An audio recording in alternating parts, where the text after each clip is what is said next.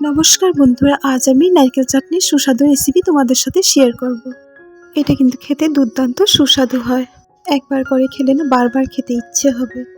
এই চাটনিটি ভাত, রুটি, লুচি, ইডলি, ধোসা সবগুলির সাথেই ভালো লাগবে খেতে। ছোট ছোট করে টুকরো করে এক বাটি নারকেল নিয়েছি। ভালো করে ধুয়ে এক মুঠা ধনিয়া পাতা নিয়েছি। 1 চামচ হালকা ভাজা ছোলার ডাল এবং 3টা ছোট টুকরা আদার। সামান্য কিছুটা তেঁতুল নিয়েছি এবং 4-5টা কাঁচা লঙ্কা ভেঙে নিয়েছি। স্বাদ মতো নুন নিয়েছি। এখন কিছুটা জল দিয়ে এখানে ভালো করে পেস্ট করে নেব। এই যে দেখুন, ভালো করে পেস্ট করা হয়েছে। এখন এখানে আমি পেস্টগুলিকে ঢেলে নিচ্ছি একটা বাটিতে।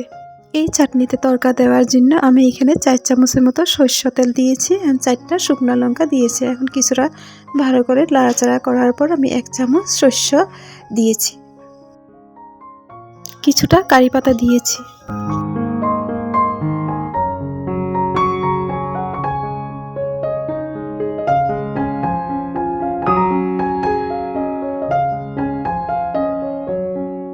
এখন আমি এই পুরনটাকে না এই চাটনিতে ঢেলে দিচ্ছি।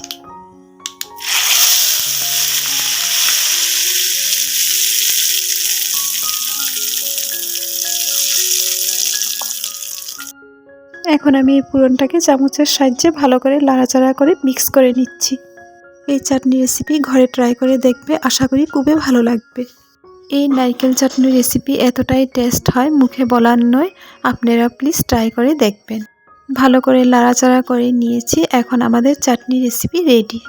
এই চাটনি রেসিপিটা পরিবেশন করুন যেটা রেসিপির সাথে ভালো লাগে। ঘরে অতিথি আসলে এই চাটনি রেসিপিটা পরিবেশন করুন। আশা করি সবাই খেয়ে প্রশংসা করবে।